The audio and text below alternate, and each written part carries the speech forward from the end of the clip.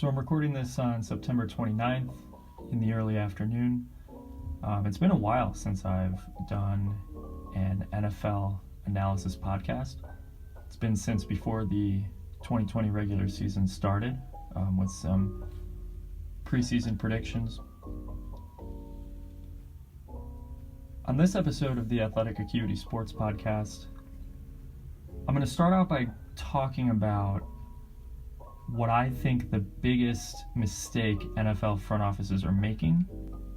I'm also going to go over briefly why Patrick Mahomes and Russell Wilson were absolutely worth the contracts that they were given, and why Dak Prescott made the right move by not signing the 5-year, $135 million contract the Cowboys offered him this offseason. I'm going to go over the top 14 teams in the NFL, a little power ranking, just because 14 teams make the playoffs this year. And I'll wrap it up with a little first coach to get fired discussion. I think that that's always kind of an interesting thing to look at moving forward. So I think the biggest mistake that NFL front offices are currently making today is they're talking themselves into quarterbacks who aren't any good. And, time is an asset, and these franchises seem to be losing seasons to, continuing to kind of bank on experiments that have, pretty much failed already in a lot of ways. And I just think a lot of front offices don't really understand the concept of a sunk cost. One point that I want to make is that quarterbacks who are good very rarely look bad at the beginning of their careers. When a quarterback is special, I think that you see it right away. Patrick Mahomes was great right away. Deshaun Watson was really good right away. And Watson is a good kind of counterpoint to the idea of, well, this guy didn't have enough help. When Watson entered the league, he was playing behind one of the worst offensive lines in the league. And Bill O'Brien has really struggled to be a general manager that has any competence at all. Anyway, Russell Wilson looked good right away. Andrew Luck looked good right away. How about some quarterbacks who don't look that good and they're still starting right now? Daniel Jones and the Giants are 0-3. They look terrible. Sam Darnold, also on an 0-3 team. And look, people are going to argue that Darnold doesn't have the right pieces around him. My counter argument to those people is, well, if you think Darnold is still a quarterback who can be really good, does that mean Josh Rosen is still a quarterback who can be really good? Does that mean Blaine Gabbert and Blake Bortles are still quarterbacks who can be really good? I don't think so. I'm out on those guys. How about Mitchell Trubisky in Chicago? The Bears mortgaged so much of their draft capital into win now when they probably had, the 30th best quarterback in the NFL in each of the past couple of years. So the Bears are 3-0 right now, but, has very little to do with the brilliance of Trubisky. I think, in summation, this is a team that definitely took too long to, pull the plug on that guy. And how about Drew Lock in Denver? I know that he only played, for 1.5 games, or really just the beginning of the Week 2 game. He was awful in Week 1 against Tennessee, and it was really shocking because all throughout the offseason, people couldn't help but talk about Drew Lock's potential and how this was going to work out really well. I thought he was astonishingly bad in Week 1. There doesn't look like a universe where Drew Lock turns into a good starting quarterback. I'm sorry, but there was very little to hang your hat on in that game. So, Jones, Darnold, Trubisky, Lock, there's probably a few others. I might throw Haskins into that mix.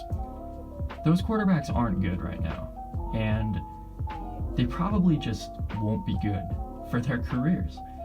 How many times does a quarterback start off horribly and turn out to be good? There's not a lot of examples throughout history. The one pretty glaring outlier for that is Alex Smith, who started out really poorly in San Francisco when he was drafted in 2005. had a really rough start to his career, but he kind of turned it around and ended up having a pretty good and productive career. Other than him, though, there's really not a lot of other examples. You could argue Jared Goff. You could argue Josh Allen, who kind of had a rough start to his career, but is starting to turn things around. And this is part of the reason why I praise Arizona so much for, pulling the plug on Rosen in order to go get a guy who was very likely better than him in Kyler Murray. And so I think the point that I'm trying to make here is that first impressions matter. You can usually tell if a quarterback is good right away, so NFL teams should be way less hesitant to shake things up. Just because a quarterback is young, it doesn't mean he's going to be good. Potential doesn't always happen in such a linear way. You can't just say, oh, he's going to incrementally get better. A lot of times players will get worse before they get better. Sometimes they'll have their better seasons when they're younger. It's not so easy to predict the trajectory of someone's career path. I think that if front offices were a little bit more ballsy when it came to, deciding who the quarterback is and kind of moving off of guys quicker,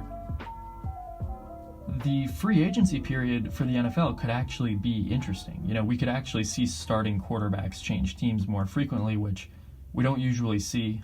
There was kind of an abnormally large amount of those this past offseason, but, usually we're left seeing the really good quarterbacks re-sign with the franchise that drafted them. There's a lot of loyalty in the NFL right now.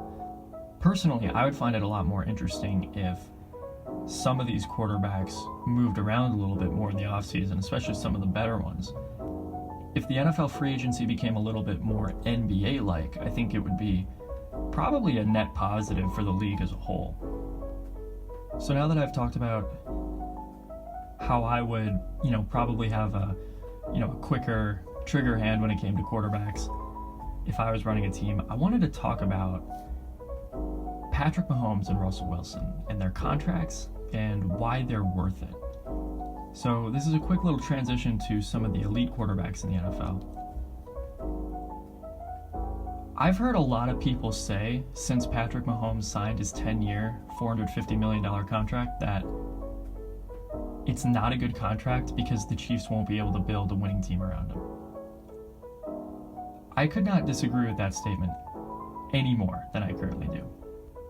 Quarterback is so valuable in the NFL right now, and especially if you have one of those elite quarterbacks like Mahomes or Wilson. If I were managing one of those teams, those quarterbacks can have pretty much as much money as they want. Quarterback has become so valuable in the NFL. The passing game is so much more valuable than the running game. Defense isn't trivial, but it matters a lot less than people think. Quarterback play is the single most predictive variable for game outcome. And, I've known this for a long time. It's been reiterated this year with the teams that have been successful and the teams that have been unsuccessful. The other kind of humorous part of the Mahomes contract argument, for the people who don't think it's a good contract, Kansas City just won the Super Bowl, and Bashaud Breeland was one of their starting corners. They had the worst set of starting linebackers in the NFL. They had multiple below-average offensive linemen on the team. And so when people say, Mahomes, he's going to make all this money, how are the Chiefs going to build around him? Well, the Chiefs are going to have to be smarter than they've been. They're going to have to roll draft capital over. They're going to have to sell guys kind of like a couple steps before their contracts are up. Chris Jones might not be a member of the team. Sammy Watkins might not be a member of the team, but they can replenish with draft capital and signing cheap free agents. This team will be fine as long as they are even, barely competent at constructing the rest of their roster around Mahomes. Same goes for Seattle with Russell Wilson, even though Wilson makes quite a bit less than Mahomes will make. I also wanted to point out to people that if you think about the teams that have won Super Bowls, in the past, 15, 20 years, the teams are led by either Tom Brady, Peyton Manning, Aaron Rodgers, Drew Brees, Patrick Mahomes, Russell Wilson. There's a couple outliers in there. You've got a couple Eli Manning Super Bowls. You've got a Joe Flacco Super Bowl. But the history tells us that a great quarterback helps you win more than anything else. And, that's why back in February of 2020, I made bets on Seattle plus 1,800 to win the Super Bowl, Seattle plus 900 to win the NFC, Kansas City plus 600 to win the Super Bowl, and Kansas City plus 300 to win the AFC. Those are the only two teams I bet on going into this year. Before the 2019 season, Kansas City was the only team I bet on to win the Super Bowl because I felt like Mahomes was the best player in the league at that time.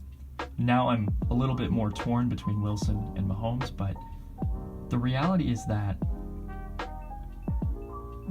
these teams have such good quarterbacks that it makes up for everything else. Seattle's defense, despite acquiring Jamal Adams, and this is kind of a good point here because I made those bets on Seattle before they even acquired Jamal Adams. The Adams trade really didn't change much in the grand scheme of things. I understand now they have a lot less draft capital, but in terms of their team right now, they just added one of the best defensive players in the league, and their secondary still sucks. Why is that? It's not that Jamal Adams isn't good, it's just that defenses regress over time. And offenses are much more of the dictator of how the defense is going to play rather than vice versa. In addition to the Super Bowl and conference championship bets, I talked extensively in the NFC Over-Unders podcast in the summer about Seattle being heavily undervalued with respect to the NFC West odds. I've invested 3 different times in the Seahawks to win the NFC West. I still feel good about it, even though there are 3 other 2-1 teams in that division. And, it was reiterated even last night. Kansas City, the plus 160 money line versus Baltimore hit as well. And it's easy, You just bet on the quarterbacks who are good. Just bet the overs in games where there are really good quarterbacks. Bet the side of the teams with really good quarterbacks. Bet futures on teams with really good quarterbacks. I think sports betting has become rather easy in the NFL for that reason. It doesn't mean that I won't have to sweat it out with Seattle and Kansas City come December and January, but just looking at the current odds, Seattle is now plus 1,100, so 11-1 to win the Super Bowl. Kansas City 4-1 to win the Super Bowl. Seahawks are 4-1 to win the NFC. I still think those are good bets to make even now. If you're a little late to the party and don't have Seahawks or Chiefs tickets from before the season started, then I think Seattle and Kansas City, the bets that I just said, are definitely positive expected value as of right now. You look around the NFC and the AFC, I just don't see teams that can compete with these two, with Seattle and Kansas City at this point. And, people can talk about how Seattle has a super flawed defense. That's fair, but we were saying the same thing about the Chiefs at the beginning of the 2019 season. So that's my pushback on the Seahawks defense not being good. They could regress by the time, the halfway mark of the season comes around. And the good news for Seattle is that, with all their flaws defensively, they still have Jamal Adams. They still have Bobby Wagner. They added Quinton Dunbar. I think that there's enough there for them to turn it around and at least be competent enough to win a Super Bowl with the great offense that they have. To talk about this quarterback point further, I wanted to talk about Dak Prescott. So, to me, Dak Prescott is undeniably one of the 8 best quarterbacks in the NFL. You could argue he's top 5, you could argue he's, 6th or 7th, whatever. He's in the top 8. He's someone that I think you can definitely win with. And win because of. Earlier on in the offseason, the Cowboys offered Dak 5 years, $35 million a year contract. Dak rejected it. I think the average person probably looked at that and said, oh, what a stupid offer by the Cowboys and what a mistake by Dak to not sign that. I think the exact opposite is true. I think the Cowboys made the right decision to offer that contract, and I think Dak made a really smart decision to not sign that contract, given that he wants to make as much money as possible. So at the time when that contract was offered, $35 million a year would have made Dak the highest paid quarterback in the NFL. And I think most people would have thought, well, there's an inherent problem with that because he's not the best quarterback in the NFL. Yeah, but we knew that Watson and Mahomes were about to get paid. And I think that, both of those guys got paid maybe slightly more than I thought they would. At least Mahomes had like a longer term contract than I thought he would. But it just goes to show you that handing out like the highest paid contract doesn't necessarily mean he's going to be the highest paid in the future. Dak is absolutely worth the $35 million a year, and it was smart of him to reject it because he's walking into this season thinking, well, my team just drafted CeeDee Lamb. We already have Amari Cooper, Michael Gallup. We have a good offensive line. We have our good play caller, Kellen Moore.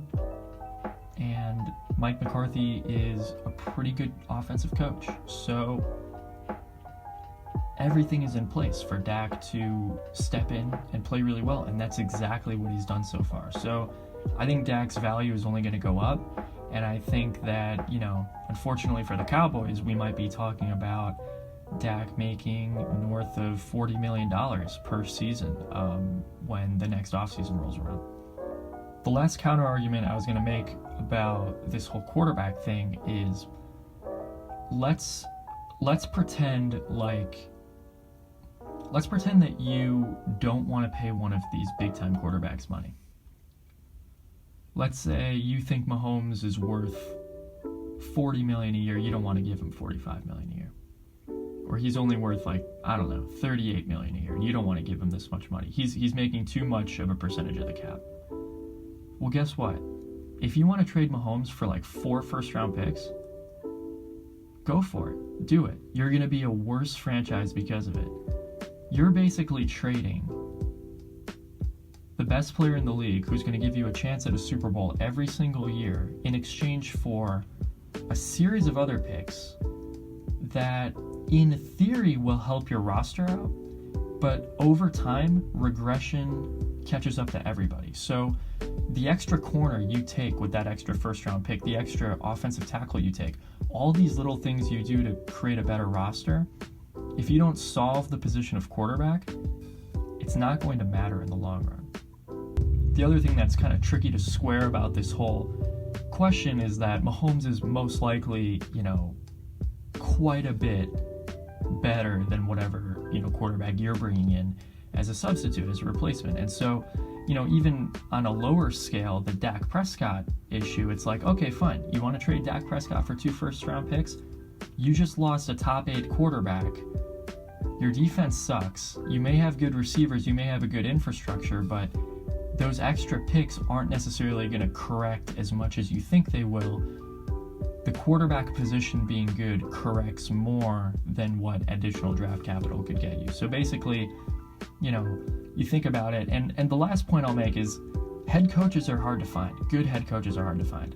So if you think that, look at Belichick. Belichick won games with Matt Castle. He won games with Garoppolo, Jacoby Brissett, and now he's winning games with Cam Newton.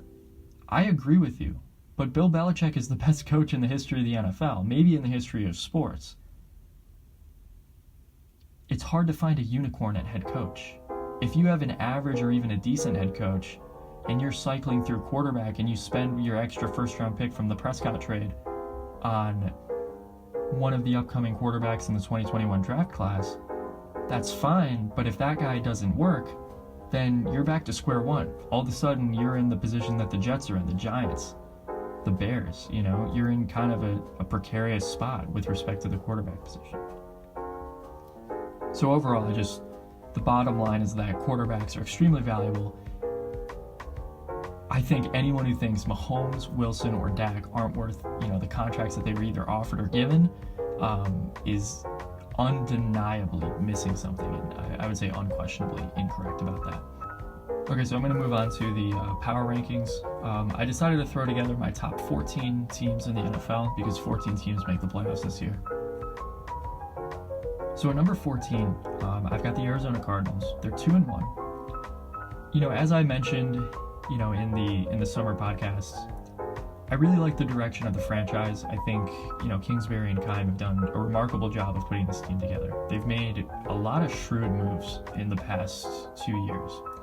They deserve a lot of credit. I still think it's a little early for Arizona to be one of the best teams in the NFC. I think their win against San Francisco was a lot less impressive maybe than, you know, I kind of wish it was more impressive in a way because Garoppolo had a really rough game. The Cardinals kind of beat Washington, you know, pretty easily, and then they lose to Detroit at home.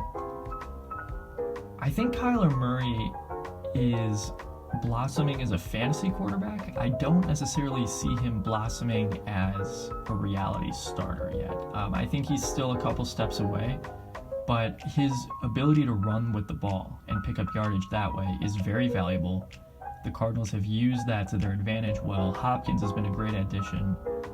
The defense has regressed a little bit. I'm still generally, you know, assuming that this defense is below average. Patrick Peterson is no longer an elite corner as much as I like Patrick Peterson. Byron Murphy has had a rough go at things in his first, you know, year and a couple games here in the NFL. I'm not a huge fan of this defense, and I think the offensive line is questionable. I still think Kyler Murray has his limitations. He did throw 3 picks against the Lions. I like the direction of this team. I would just say for the Cardinals for right now, I would rather buy their futures, you know, for future seasons almost, before I want to buy their futures for this season. At number 13, I've got the Dallas Cowboys. They're 1-2.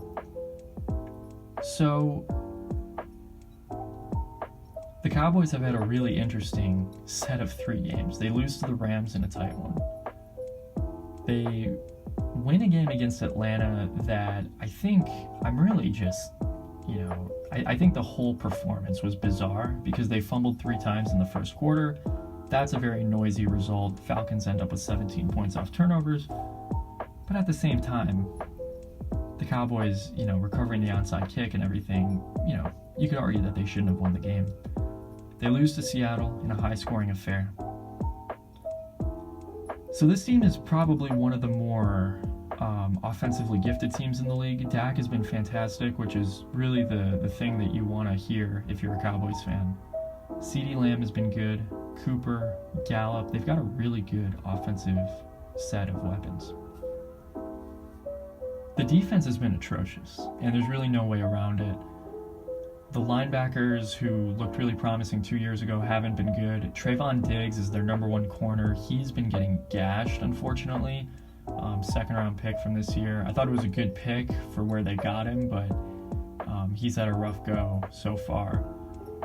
It doesn't mean that Dallas can't rebound. You know, to be fair, they, you know, with Atlanta and Seattle, those are 2 of the top 5 passing offenses probably in the NFL right now. So they could definitely rebound, but the lack of any integrity defensively is a little bit questionable.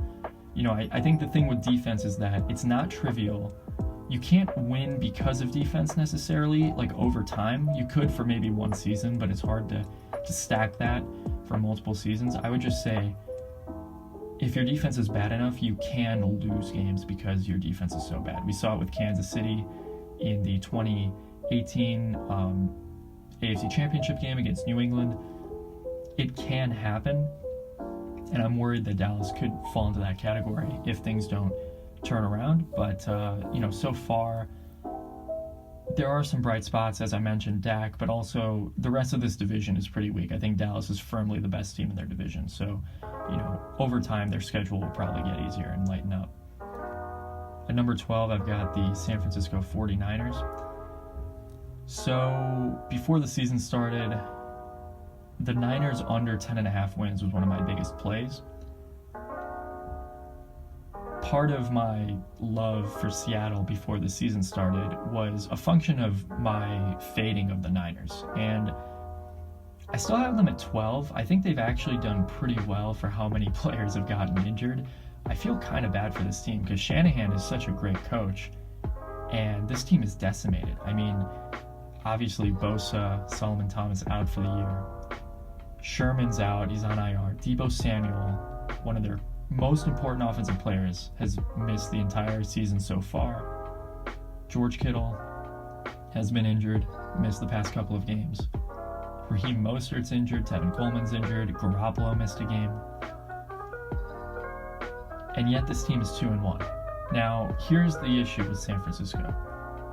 They beat up on possibly the two worst teams in the league with the Jets and Giants, and they won by a lot, but those teams are truly terrible at this point. So I'm curious to see if the Niners can hang tough with teams that are good, or if this is a team that's mostly built to beat bad teams and not to contend as much as they did last year with good teams. I think Jimmy G is going to be a big deciding factor for this team. The way he plays is going to shift things here. Nick Mullins looked pretty good against the Giants, I thought. Shanahan deserves so much credit for scheming people open. You know, I have Raheem Mostert and Jerick McKinnon on a few different fantasy teams. I have been really impressed with how well this team still is able to run the ball and create open receivers out of the backfield, despite not having a ton of talent on their offense at the moment. But I still think, you know, despite all the injuries, this wave of terrible injuries that's hurt the Niners, to me, it still wouldn't shock me if they snuck into the playoffs as a wild card team. That's where I had them going in my preseason predictions, and I think, you know, considering all the injuries, it'd be impressive if they were able to, you know, show some resiliency and still get in. They will be tested a lot more schedule-wise later in the season, so, you know, we'll see if they can get healthy before then. At number 11, I've got the Tampa Bay Buccaneers. The Bucs are 2-1 so far. So, this is a really interesting team. I think the best quality of this team is their defense. And, you know, I talked about this before the season started. Their secondary is one of the most underrated units in the league. They've got Jamel Dean and Carlton Davis as outside corners. They've got Sean Murphy-Bunting as a slot corner. Antoine Winfield Jr., really good second-round pick at safety. The front seven is talented. I think this defense is elite. I think it's one of the best defensive units in the NFL. I think the long-term outlook for this team is always going to be really up in the air because Brady's 43 years old. The weapons are fantastic. You've got Godwin, Evans, Scotty Miller, another white slot receiver that Brady loves. They've got a couple good tight ends. The offensive line, I think, is okay, but there seems to be a little bit of a disconnect between Arians and Brady so far. I'm wondering if that's going to get resolved and corrected over time. Arians likes to throw the ball downfield a lot. Brady likes to get the ball out of his hands really quickly. It's really not all that good of it's not that seamless of a fit stylistically, but Brady has looked okay. He's looked pretty good for a 43-year-old at least. I'm not convinced that Brady is currently one of the 10 best quarterbacks in the NFL, and I'm worried about how much he may fall off as the season goes along, because with 43 years old, you're in uncharted waters. There's really no, you know, historical case study to look at here. If Brady just falls off a cliff later in the season, it wouldn't shock me. And I think that, you know, what's interesting is that I think this NFC South division is looking a little bit weaker than I think most people would have expected before the season started. So, look, I think Tampa Bay is still a good team. Brady doesn't have to be that good for them to win because their defense is really good, and they do have really good weapons, and they do have a decent play caller in Leftwich. But I have some reservations about the Buccaneers. At number 10, I've got the LA Rams. The Rams are 2-1. They've looked pretty good so far. I'll admit, this is a team that I got wrong before the season started. I was on the 8.5 under win total for the LA Rams. I felt decent about it. It wasn't one of my biggest plays, but I felt good about the under for the Rams. Sean McVay's been pretty good so far. They've done a lot of play action, which, you know, more teams should run in general, because it's a very rewarding stylistic play to run across really all schemes and all defenses. So the Rams have done a good job of that. I still worry about like the depth on the team. You know, defensively they've got Aaron Donald, they've got Jalen Ramsey. They don't have a lot of depth, you know, and a lot of times defense, you know, defensively you're as good as your weakest link. Similar situation with the offensive line, where I don't really trust any of the 5 starters that much, but they've kept it together so far. Goff has looked pretty clean so far. You know, he's had some people schemed open for him. The Rams beat Dallas narrowly in week 1. They, you know, ran away from Philadelphia in week 2. And they lost in a really tight game against Buffalo in week 3. I think, to be honest with you, I think they played maybe their best football in the second half of that Buffalo game. You know, I'm tentatively saying this team is the second best team in the NFC West.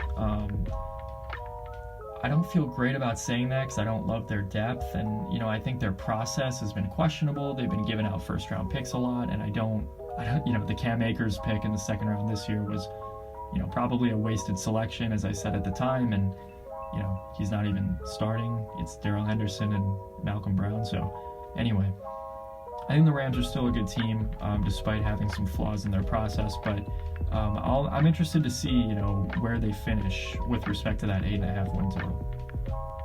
So at number 9, I've got the Saints. The Saints are 1-2, tough start. They beat Tampa Bay in week 1, but lost to the Raiders on the road on a Monday night game in week 2, and this past weekend they were beaten by Green Bay at home. And so it's interesting to me that I think the common public is a lot more keen on things that matter more analytically now. People are picking up on the fact that Drew Brees isn't throwing the ball downfield, and that is a problem. He's been doing really like the short and intermediate pass game stuff for each of the past few seasons. There were graphics put up in the Sunday night game against Green Bay where it just showed that like his average depth of target has been weak in the past, you know, few years. I'm at a point now with the Saints where I would be very surprised if they went on a Super Bowl run, given how they currently play. Okay, like I don't think they are going to score enough points in the long run to keep pace with some of the better teams in the NFL right now. If you think about it theoretically, the Saints are basically saying, all right, we're going to pick up 7 first downs every drive in order to get a touchdown. The Chiefs and the Seahawks, those teams only need to have one flick of the wrist from either Mahomes or Wilson, and it's a 50-yard bomb for a touchdown. It's a 40-yard play downfield. It's at least a 20-yard completion. My point is that the Chiefs and Seahawks can pick up big chunk plays that are multiple first downs woven into one play. The Saints need everything to go right on every single drive. And probabilistically, it's probably not, you know, the best way of doing it. Sean Payton is still a good coach. I still don't hate the Saints defense, even though I think that there are some issues. The offensive line is good. The receivers are good. It's going to come down to whether or not Drew Brees, you know, can or, you know, will he throw the ball downfield? I don't know if it's like an arm strength thing, or if it's like an age thing or what, but I think the Saints are in, you know, a little bit of trouble here. I think I would completely stay away from their futures bets to either win the NFC or win any amount of playoff games. I would completely stay off of the Saints futures. If you're betting on a Saints future at this point, you must have at least more faith in Jameis Winston and Taysom Hill than the average person, because I actually think there's a relatively high chance that we see Winston or Taysom by the end of the 2020 regular season. As, you know, and those guys as like a starting quarterback, not just Taysom Hill, you know, stepping in every now and then to run the Wildcat offense. At number 8, I've got the Tennessee Titans. The Titans are 3-0, and they've won all 3 of their games by a combined 6 points. You know, the Titans are interesting. Before the season started, I was on their under win total, and then I simultaneously bet on them to win the AFC South. They're an interesting team. I think they're pretty solid across the board. They have like a pretty good, solid roster.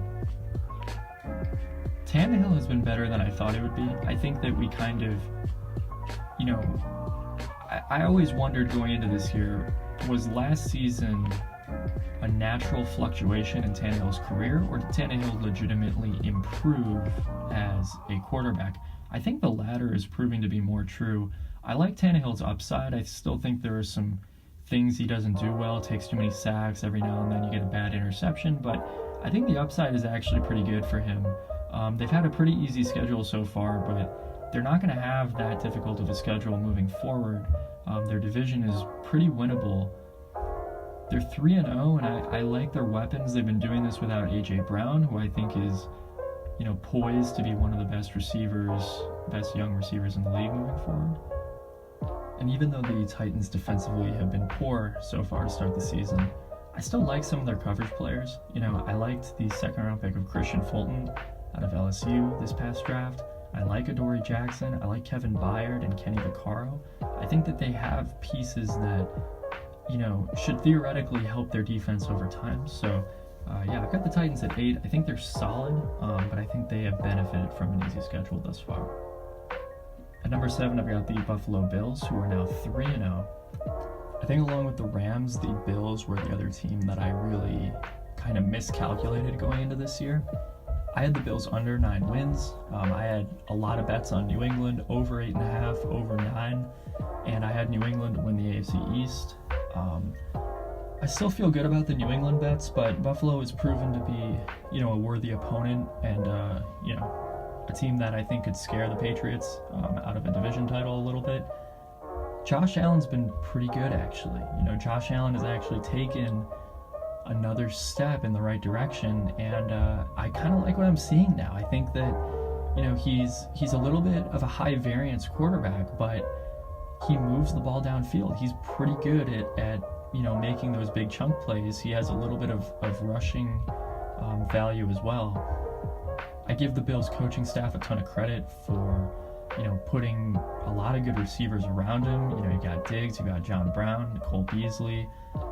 They've invested a lot in the offensive line. I think the Bills have been a really well-run team, actually, the past couple of seasons, and they're pretty solid across the board. I don't think that they're amazing, but they're a pretty good team, and I have them ranked 7th, and, you know, again, just like the Rams, I think I was a little bit, I think I misjudged them a little bit. I think that they are definitely a more well-put-together team than I initially thought, and most of that is a function of Josh Allen just playing better than I thought. At number 6, I've got the Steelers. The Steelers are 3-0 as well. They've looked pretty good so far. You know, I think Roethlisberger's been okay. Pretty good, I guess. You know, he's come off the injury well. I think the Steelers at this point just have, you know, the good structural integrity of the organization. Tomlin's a good coach. Roethlisberger, a good experienced quarterback.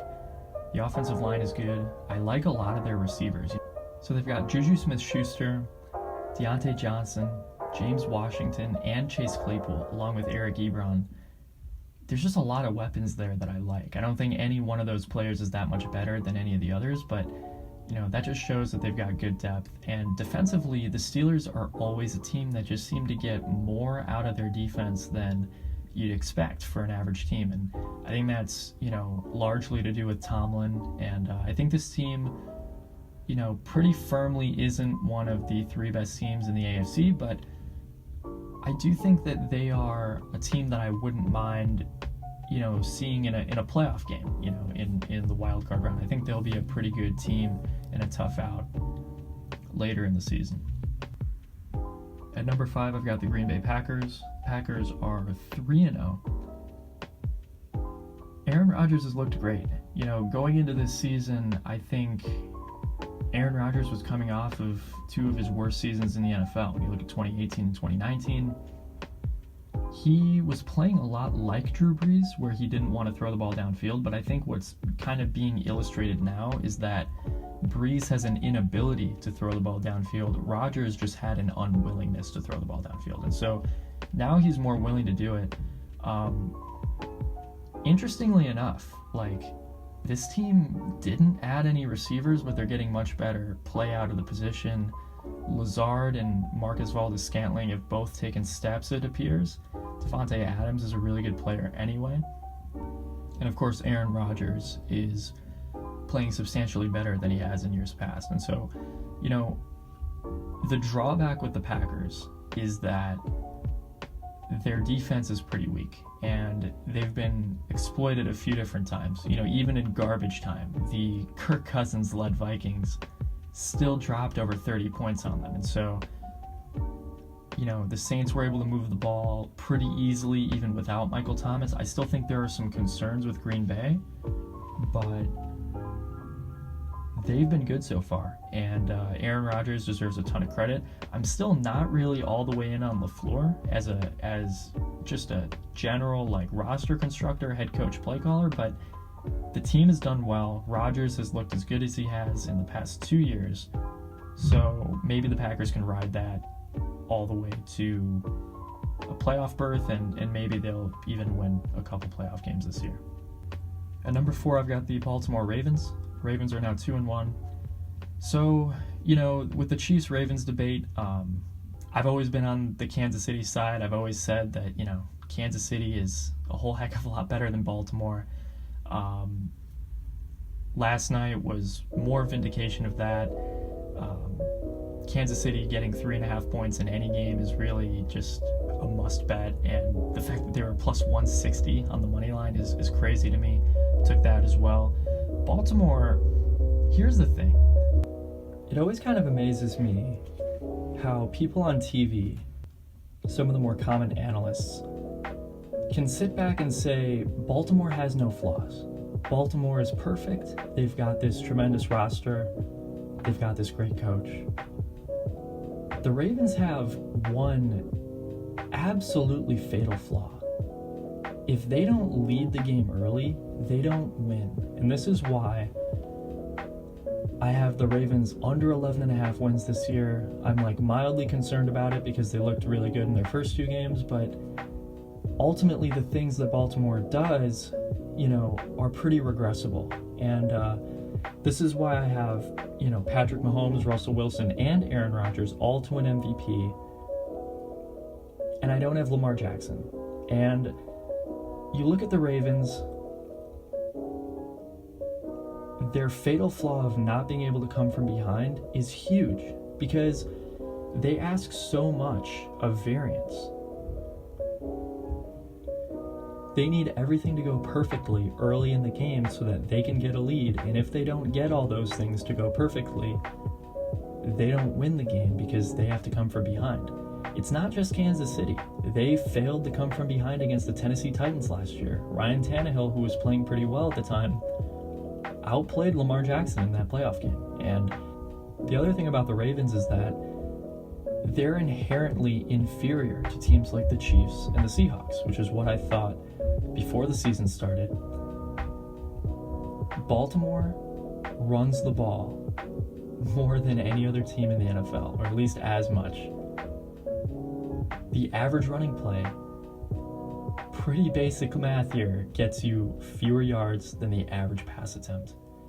I know that the Ravens were doing a lot of unorthodox things pertaining to the running game last year, but over time this is not something that is sustainable, and I just have reservations regarding Lamar Jackson as a passer from the pocket. There's a lot of times you look at him, he doesn't have some of the basic fundamentals that great quarterbacks are supposed to have as pocket passers. There were a lot of times in the Chiefs game where he would drop his eyes and try to run without even really looking past one of the reads downfield, and it would result in a sack or a negative play. The Ravens don't have good enough receivers, I think, at this point. Marquise Brown is a nice player. Other than him, I'm kind of, still looking to see what they do.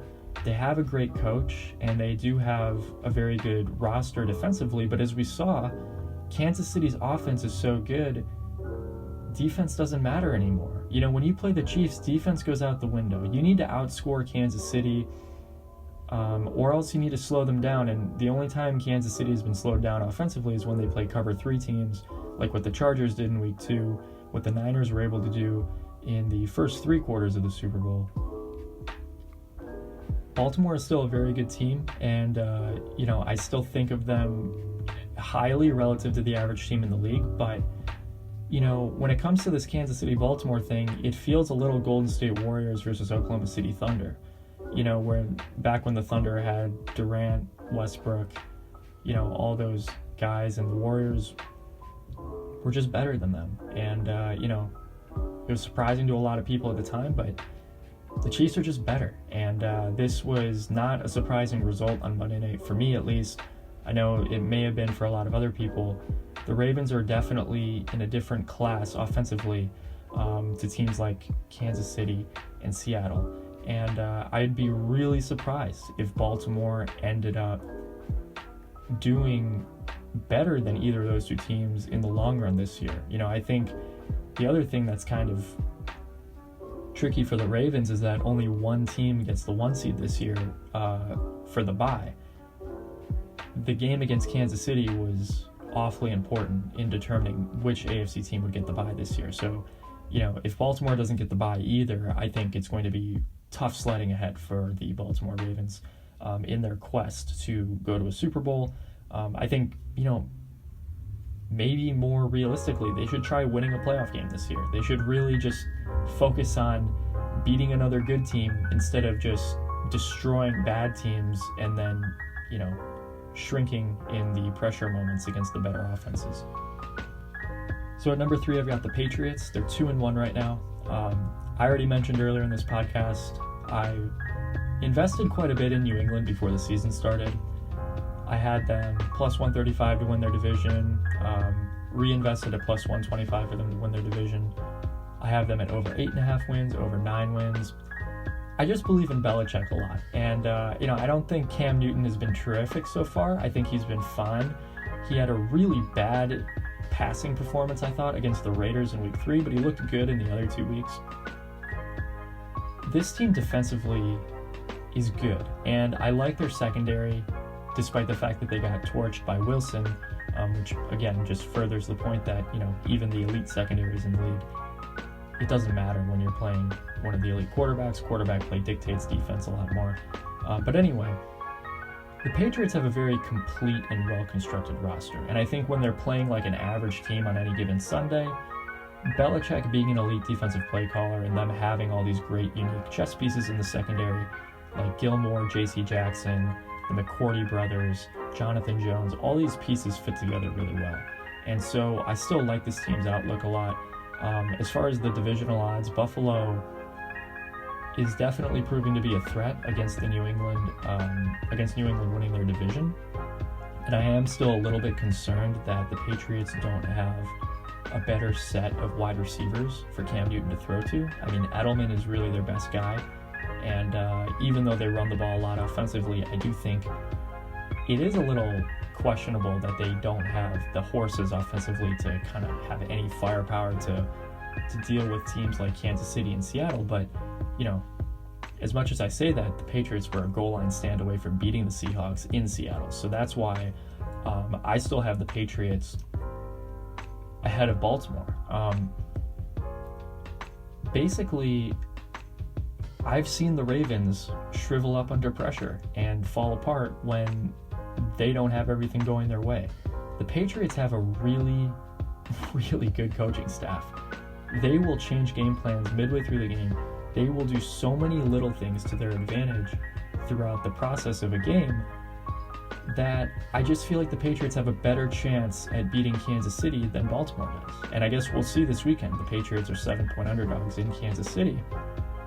I'm just at a point where if you told me between, New England and Baltimore, like one of those teams was able to give Kansas City problems in the playoffs, I would guess that it's New England. And I would guess New England because I think that the Patriots will do smarter things defensively to counteract what the Chiefs do offensively, but more importantly, I think that the Patriots offense can almost be a better version of what the Ravens were trying to do offensively, which is to control the clock and pick up, chunk plays on the ground and keep the clock rolling and keep the ball out of Patrick Mahomes' hands.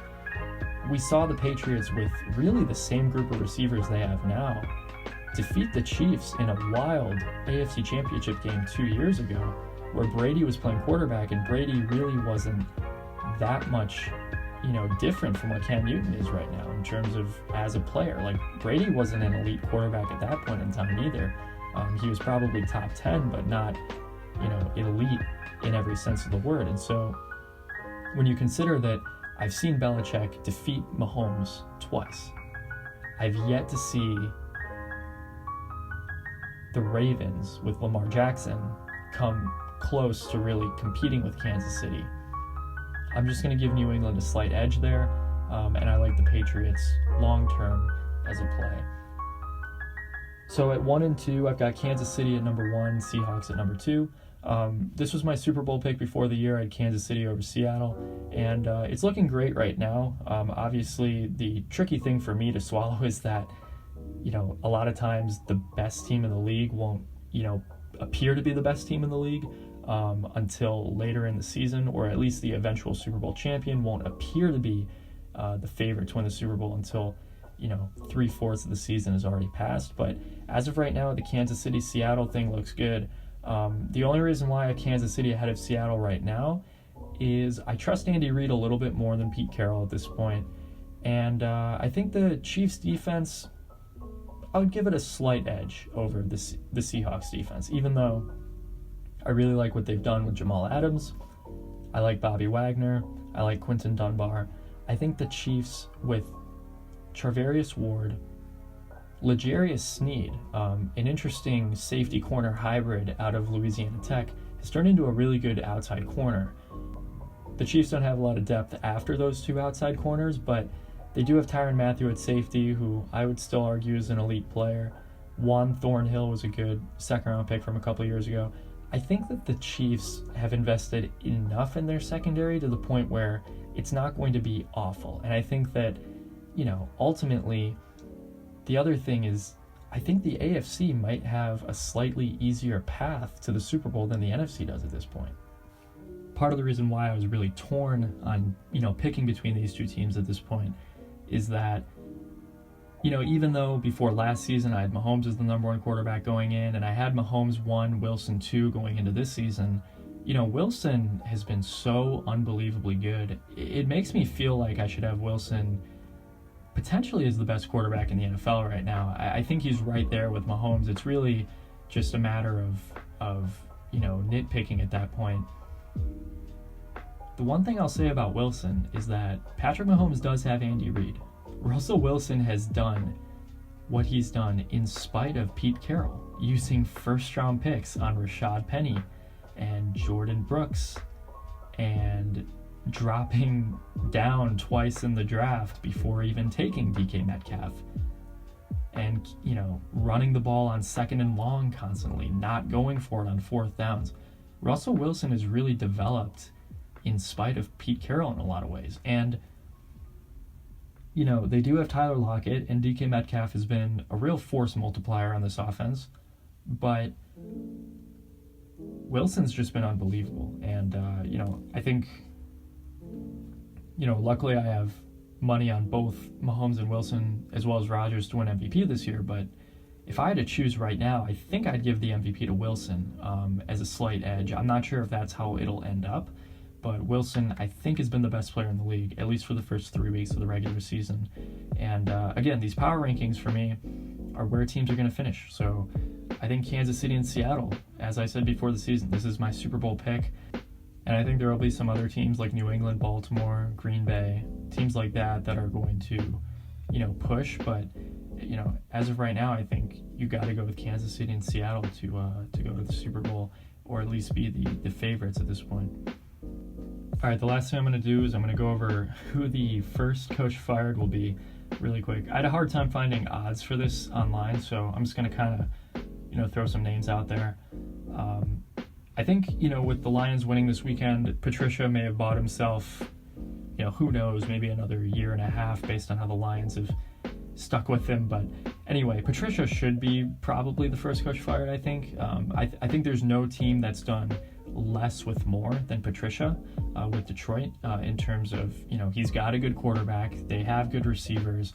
They've invested in good players in the secondary. Why isn't the team winning? And I just think Patricia, you go back to his days in New England, not that good of a defensive play caller even in New England. And so I just don't really get it with him. I think that the Lions defense has been atrocious ever since he's taken over. And I think undeniably Jim Caldwell was a much better coach than Patricia will ever be. The other prime candidate is Adam Gase in New York. The Jets have been rough this year. I mean, things have just gone so poorly for them. They haven't even been close to competing in any of their 3 games this year. To be fair, they've played some of the better teams in the league. However, they have looked so bad and so offensively challenged during the games where Gase has been coach. It makes you wonder, where this team is going moving forward. I think the best thing for the Jets franchise would be to move on from Adam Gase as well as Sam Darnold at the end of this season. I think this team, they're going to get Seattle's first-round pick this year and next year. They may as well just start over with a new quarterback. They've got draft capital loaded up. They have some young players on the roster. I think that would be the best move for the Jets moving forward. So some other names I'm going to throw out there. Mike Zimmer in Minnesota, I think is a sneaky good one. If your betting site has, first coach fired odds, I would guess that Zimmer isn't the favorite, but he might be a sneaky good one to pick. I think as I thought this offseason,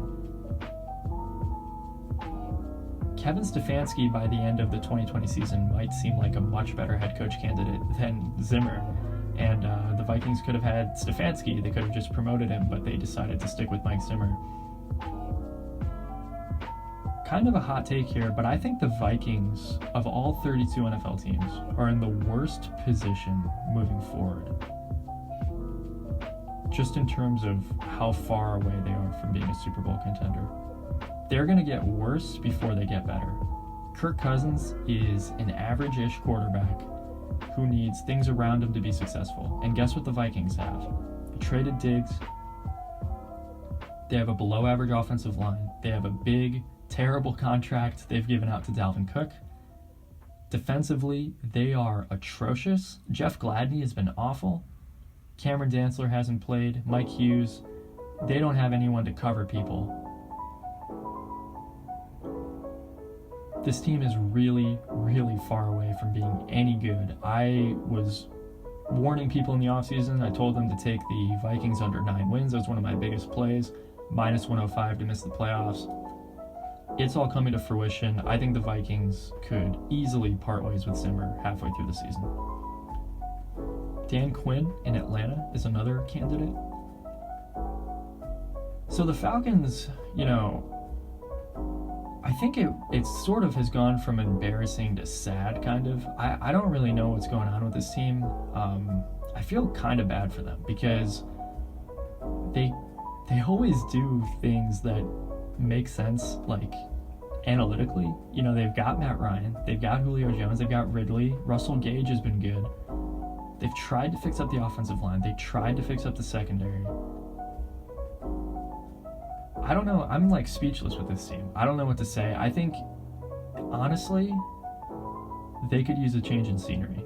In terms of the coach could benefit from leaving the situation. And I think the Falcons could benefit from kind of hearing a new voice or something, because as of right now, this team has, frankly, just underperformed the expectation.